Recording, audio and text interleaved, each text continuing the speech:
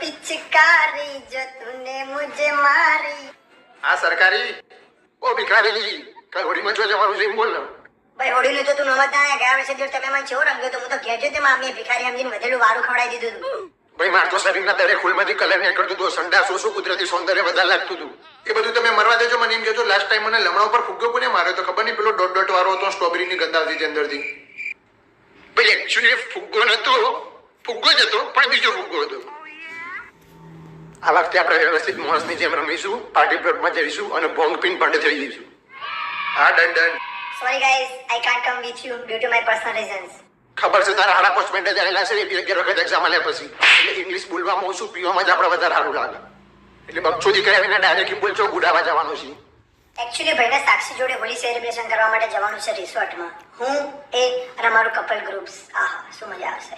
અત્યાર સુધી ભાઈ એકલો જ હતો, હવે રી મારા જોડે આવે છે. આવતા વર્ષથી હું એ અને અમારું પેલું, શું મજા આવશે. ભાઈ આવું ના હોય, દર વખતે આપણે જોડે જઈએ છીએ ને એક છોકરી લાઈફમાં એટલે આપણી ભાઈબંધી જ પૂરી. ઇમોશનલ ડ્રામા ના કરે, દાઢી વગરનું તો હિન્દી માં અલાઉડ નહીં કરતા એ લોકો. તો ગરીબો આવતે તમે તમારું જોઈ લેજો.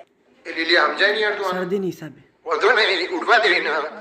15 મિનિટની અંદર એની પથારીને ફેરવી નાખી તો મારું નામે લીધું નહીં.